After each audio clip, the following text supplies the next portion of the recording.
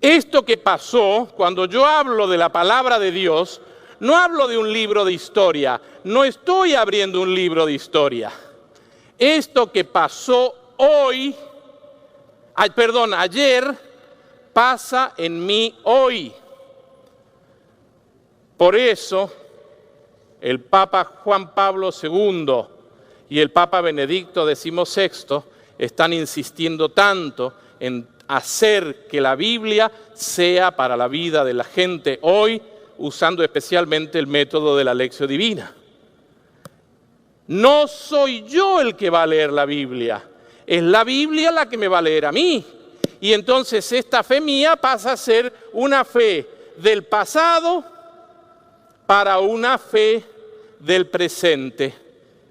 Y entonces la fe me va a cambiar hoy a mí. No es que cambió las cosas ayer, me está cambiando hoy, a mí, aquí y ahora. Pero también esta fe está unida a la esperanza. Aquí hay un cambio en el futuro. ¿Qué cambio? El cambio principal en mi propia vida. El cambio principal en mi propia comunidad. Y mi propia comunidad tiene la capacidad del cambio. ¿Qué significa ver entonces para la palabra de Dios? Fíjense, cuando leemos la Biblia, cualquier pasaje que leamos de las Sagradas Escrituras, nosotros afirmamos el poder que la palabra de Dios tiene. Un poder fabuloso. Vivimos momentos de gozo, vivimos momentos de admiración, pero también cuando cerramos la Biblia y volvemos los ojos al mundo, nos cuestionamos profundamente si la palabra de Dios es tan poderosa, ¿por qué no la experimentamos más intensamente? Y nos cuestionamos eso.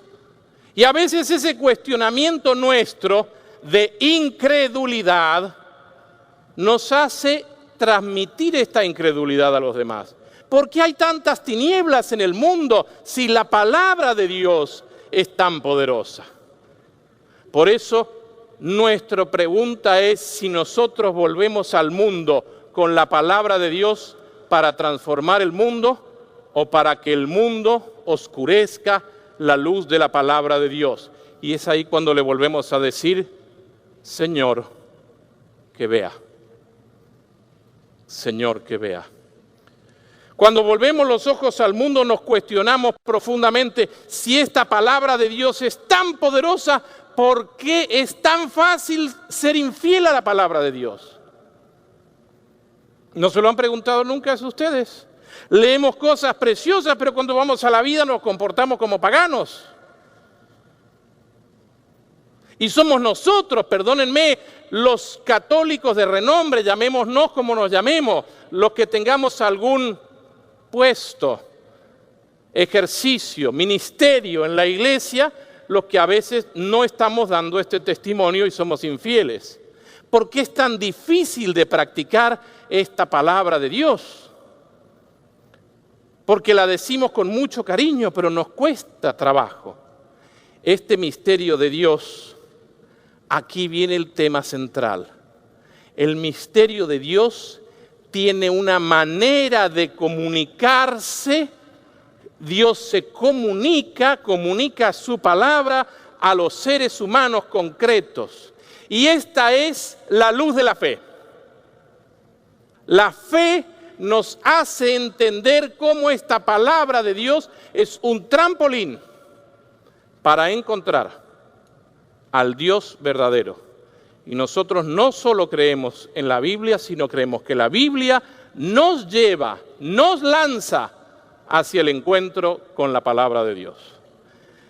Esta luz de la fe es un don de Dios que nosotros, yo creo que no hemos solicitado profundamente. No hemos pedido a Dios que nos ilumine, no le hemos pedido que nos dé ese don de la fe. Y a veces, queridos hermanos catequistas, somos nosotros los que con nuestra incredulidad queremos que los demás crean. Y este es el proceso en el cual yo quiero entrar. Esta es la luz que nos ilumina el camino de nuestra vida. Y atiendan bien, porque si la fe no sirve para la vida, la fe no sirve de nada. Es un adorno cultural en mi vida. Es como cuando vestimos un arbolito de Navidad y le ponemos lucecitas, adornos, el árbol sigue siendo árbol, no ha cambiado. Y a veces nosotros los cristianos tenemos muchos adornos que no cambian el interior de nuestra vida. Yo me sé la novena de memoria, yo me sé la oración de Santa no sé cuánto de memoria, yo me sé todas estas cosas, pero son adornos culturales que no cambian mi vida y yo sigo siendo el mismo de otras veces. Eso tendría algún nombre. Quiero repetir esto. Si la fe no sirve para la vida, la fe no sirve de nada. Nosotros no le enseñamos a los niños la catequesis para que los niños vayan simplemente un día determinado del año en una fila a que les den la comunión y a decir amén. Y tengan en la casa la foto del niño, de la niña en la primera comunión. Y ahí se acabó todo. Se acabó todo. ¿Qué les hemos enseñado? Algunas oraciones, les hemos enseñado rituales, les hemos enseñado cómo se hace en la misa, cómo no se mastica la hostia, les hemos enseñado cantidad de cosas, pero ¿les hemos enseñado algo que cambie su vida? Esa es la pregunta. ¿En qué cambia la vida de un cristiano de un no cristiano? ¿Cuál es la diferencia? Si la fe no sirve para la vida, no sirve de nada. ¿Cuál es la raíz del problema entonces? La raíz del problema es separar la fe de la propia vida. Y entonces, por un lado tenemos todos los estudios que vienen desde la fe para saberlos. Inclusive, el antiguo catecismo de Astete y Ripalda, yo no sé si alguno de ustedes conoció el catecismo de Astete y Ripalda. ¿A alguno le suena ese nombre, el catecismo de Astete y Ripalda? Levánteme la mano, a ver si hay alguno. Déjeme que los vea. A ver, por acá también. Bien, todos los que levantaron la mano tienen más de 40 años. Era una prueba para saber la edad de ustedes. Porque ese catecismo hace mucho que no se usa. Pero era muy bueno, era el catecismo de preguntas y respuestas. Yo estoy seguro que a lo mejor no lo conocían con ese nombre, pero era muy bueno e hizo mucho bien a la iglesia. Pero el catecismo comenzaba de esta forma. Fíjense, estas son las verdades que hay que saber para salvarse. Verdades que hay que saber para salvarse. Sobre el podio, a lo mejor no la logran ver, yo tengo mi pequeña computadora. Y adentro de la computadora tengo un programa del Catecismo de la Iglesia Católica completo. Yo no me sé el Catecismo de la Iglesia Católica completo, lamento desilusionarlos, yo sé dónde están las cosas, pero no lo sé de memoria. Según esa teoría, cuando yo me muera, me voy a ir al infierno y mi computadora va a ir al cielo. Porque ella sí se la sabe, miren, aquí está, aquí está. Si quieren venir, la pueden tocar y pedirle una bendición para que las lleve al cielo también. Yo no me lo sé, lo siento mucho. Yo trato de las poquitas cosas que sé, ponerlas en práctica, vivirlas, para así lograr la salvación. Separar la fe de la vida es la raíz del problema que nosotros tenemos en la catequesis. Separar la fe de nuestra cultura. Hablar idiomas difíciles. Amigos y amigas, en la catequesis nosotros hablamos idiomas difíciles. Leemos textos difíciles. Les decimos cosas a los niños difíciles que les obligamos a repetir y no entienden. Transustanciación. y les leemos textos difíciles. Quisiera hacerles escuchar el prólogo, uno de los textos más difíciles de la Biblia. Yo fui profesor de escritos de San Juan. No soy biblista, pero me especialicé en eso, y una de las cosas que yo más me especialicé, y siempre lo toco en mis conferencias, es el prólogo de San Juan. Yo quiero que lo escuchemos al prólogo de San Juan en la versión de la Sonobiblia dramatizada. Vamos a escuchar solo el prólogo de San Juan y vamos a poner hincapié. Yo voy a poner 2 diapositivas que tienen que ver con algunos textos. Chuck, please, we listen the CD. Juan capítulo 1. La palabra, luz y vida. Antes de que todo comenzara, ya existía aquel que es la palabra. La palabra estaba con Dios y la palabra era Dios. Cuando Dios creó todas las cosas, allí estaba la palabra. Todo fue creado por la palabra, y sin la palabra nada se hizo. De la palabra nace la vida, y la palabra, que es la vida, es también nuestra luz. La luz alumbra en la oscuridad, y nada puede destruirla.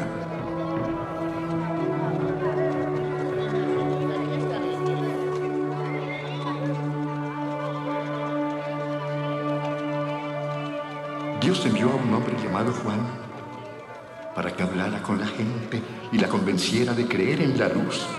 Juan no era la luz. Él solo vino para mostrar quién era la luz. Y la luz verdadera pronto llegaría a este mundo. Aquel que es la palabra estaba en el mundo. Dios creó el mundo por medio de aquel que es la palabra. Pero la gente no lo reconoció. La palabra vino a vivir a este mundo, pero su pueblo no la aceptó. Pero aquellos que la aceptaron y creyeron en ella, llegaron a ser hijos de Dios. Son hijos de Dios por voluntad divina, no por voluntad humana. Aquel que es la palabra habitó entre nosotros y fue como uno de nosotros. Vimos el poder que le pertenece como Hijo único de Dios, pues nos ha mostrado todo el amor y toda la verdad. Juan habló de aquel que era la palabra y anunció: ya les había dicho que Él estaba por llegar. Él es más importante que yo, porque existe desde antes de que yo existiera.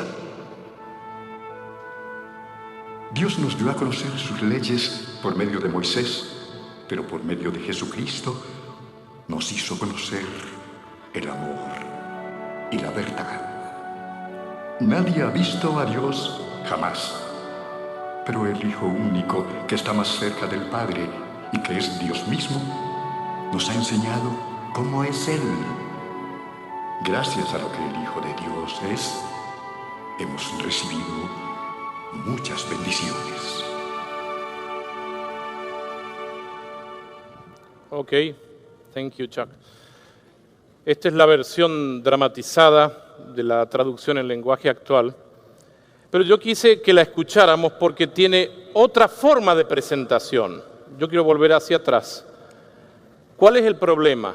Nosotros vivimos en una cultura audiovisual y a veces insistimos demasiado en los libros cuando la palabra tiene muchas formas de presentarse.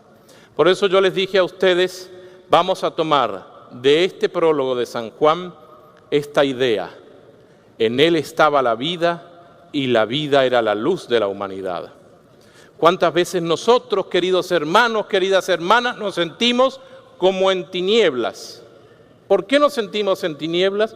Porque no aceptamos la luz del Señor, porque esta luz sí brilla en las tinieblas y las tinieblas no pueden apagarla.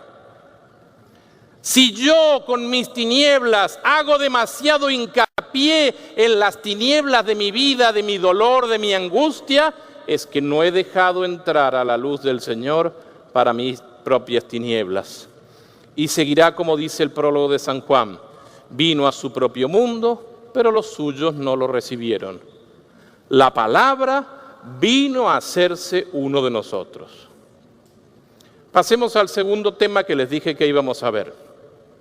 ¿Qué significa ver para la iglesia o ver en la iglesia? En primer lugar, yo quiero recordar esto. La palabra iglesia significa comunidad. Eclesía, los convocados para vivir en comunidad. La fe no se puede vivir individualmente, hermanos y hermanas.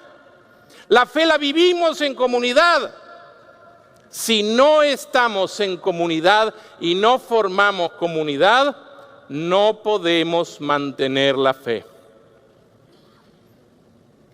Una vez me llamaron a mí hace poco en una diócesis y me dijeron si podía ayudarles a hacer catequesis familiar, porque querían cambiar de la catequesis tradicional a la catequesis familiar. Yo preparé un muy buen trabajo para presentarle a la diócesis las ventajas que tiene trabajar en catequesis familiar. Y cuando llegué con el esquema, el catequista enseña a los padres se reúnen con los hijos de ellos y de los vecinos, pero los niños vuelven los sábados o domingos a la iglesia para que el catequista reasuma, junte y vean ellos a otros niños compartir cómo lo que les han enseñado en la casa lo pueden ir viviendo desde niños en la comunidad. Y una señora de esa diócesis me dijo: perdóneme, usted no me entendió nada. Nosotros lo que queremos es sacar a los niños de la iglesia, tal como lo estoy diciendo. Queremos sacar a los niños de la iglesia, porque si sacamos a los niños de la iglesia nos vamos a ahorrar no sé cuántos dólares en seguros, porque ustedes saben que en este país vivimos con los seguros y vivimos dentro de este esquema de país. Y cada salón tiene un seguro si hay un niño más. Mire, si no tenemos a los niños nos ahorramos tanto dinero en seguro. Y aparte, ellos ya saben la catequesis que les enseñan los padres y solamente vienen el día de la primera comunión. Y yo le dije: perdóneme, no entendimos nada. Catequesis es crear una comunidad. ¿Están de acuerdo o no están de acuerdo con eso? Obviamente que nosotros no podemos crear individualistas. Nuestra fe católica es comunitaria. Yo siempre digo que la diferencia nuestra con otras iglesias cristianas es que nosotros creemos definitivamente que al cielo se va en autobús. Sí, al cielo se va en autobús, en el autobús donde está toda la comunidad.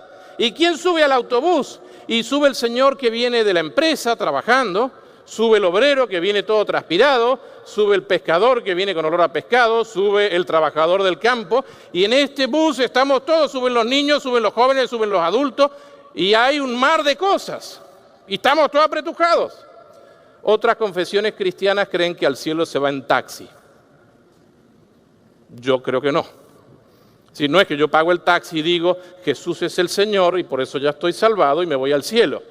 No, nosotros vivimos en una iglesia que es comunitaria y lo primero que enseñamos en la catequesis es que la fe se vive en y desde la comunidad.